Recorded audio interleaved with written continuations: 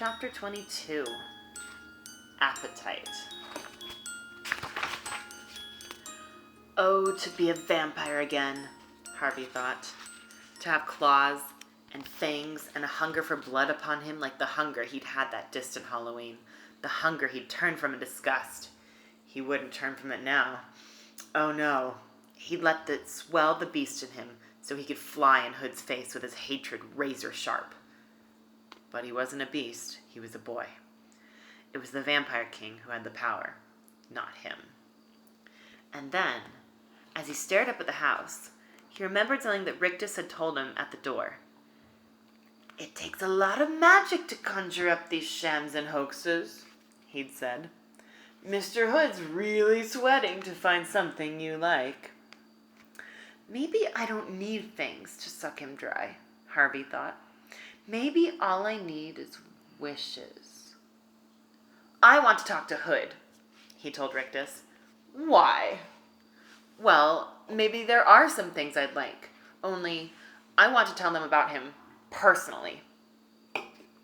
"He's listening," Rictus said, glancing back toward the house.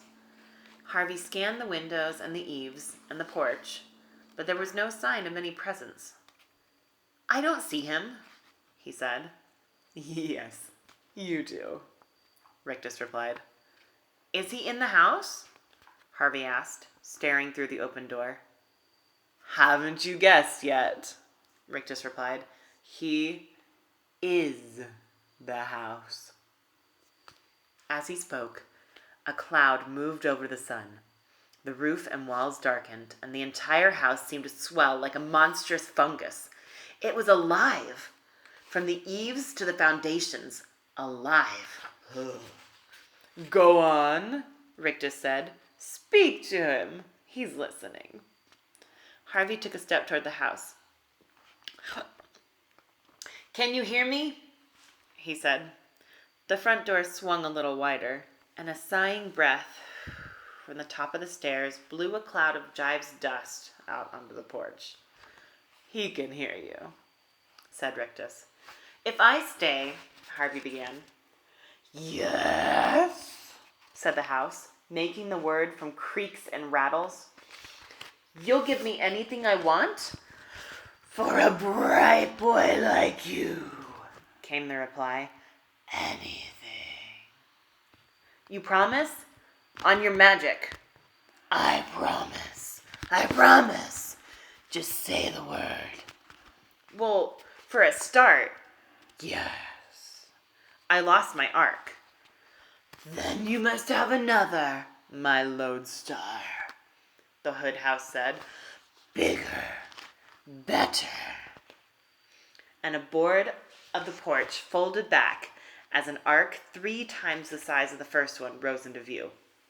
"I don't want lead animals," Harvey said as he walked toward the steps. "What then?" said Hood. "Silver? Gold?" "Flesh and blood," Harvey replied. "Perfect little animals." "I like a challenge," Hood said, and as he spoke, a tinny din of bellows and roars rose from the ark, and the little windows were flung open, and the doors flung wide, and 100 animals appeared, all perfect miniatures. Elephants, giraffes, hyenas, aardvarks, doves. "Satisfied?" said Hood. Harvey shrugged. "It's okay, I suppose," he said. "Okay," said Hood. "It's a little miracle." "So make me another." "Another ark?" "Another miracle." "What would you like?" Harvey turned his back on the Hood house and surveyed the lawn. The sight of Mrs. Griffin, watching with puzzlement, inspired the next request. "I want flowers," he said, "everywhere, and I don't want any 2 alike." "What for?" asked the Hood house. "You said I could have whatever I wanted," Harvey replied.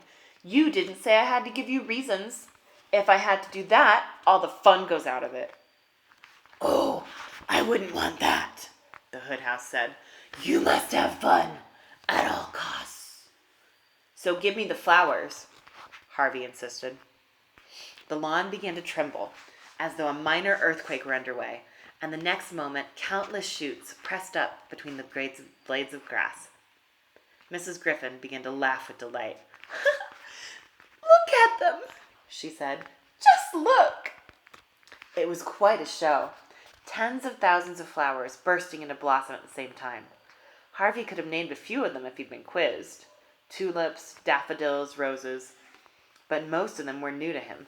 Species that only bloomed at night on the high Himalayas or on the windswept plateaus of Tierra del Fuego. Flowers with blooms as big as his head or as small as his thumbnail. Blooms that stank like bad meat or smelled like a breeze from heaven itself. Even though he knew it was all an illusion, he was impressed and said so. "Looks good," he told the hood house. "Satisfied?" it wanted to know. Was its voice a little weaker than it had been earlier? Harvey wondered. He suspected it was. He showed no sign of that suspicion, however. He simply said, "We're getting there." "Getting where?" said the hood house. "Well," said Harvey, "I guess we'll know when we arrive." A low growl of irritation came from the house, shaking the windows. One or two slates slid from the roof and smashed on the ground below. "I'm going to have to be careful," Harvey thought. "Hood's getting angry." Rictus echoed that thought.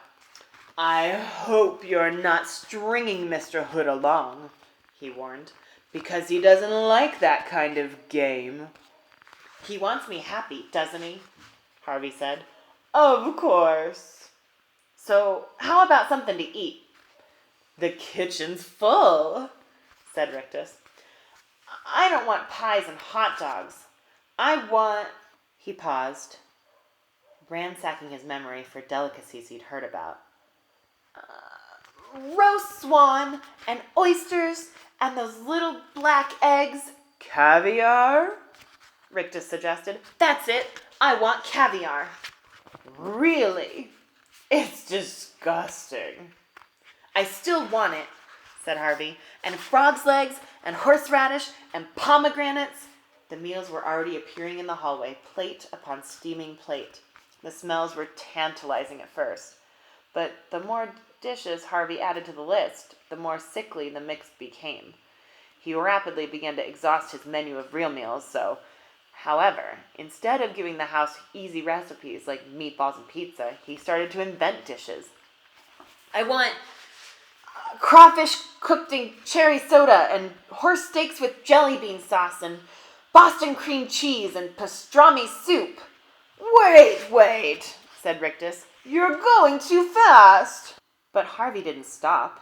"And pumpernickel stew and snail fudge with pig's foot clusters." "Wait!" the house howled. This time Harvey stopped. In the heat of his invention, he hadn't even looked to see if Hood was supplying him with all these eatables. But now he saw all the dishes he'd demanded piled so high in the hallway that they were threatening to topple and float the ark on a noxious sea of sweetmeats and stews.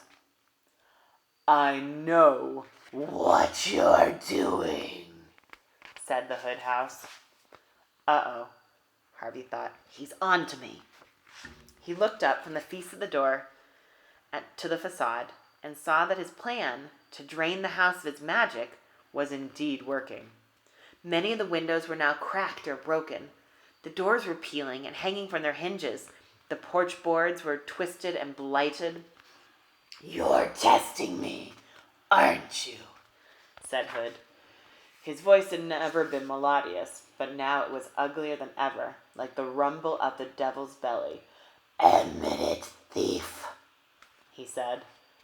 Harvey took a deep breath and then said, "If I'm going to be your apprentice, I need to know how powerful you are." "Are you satisfied?" the decaying house demanded. "Almost," Harvey said. "What more do you want?" it roared.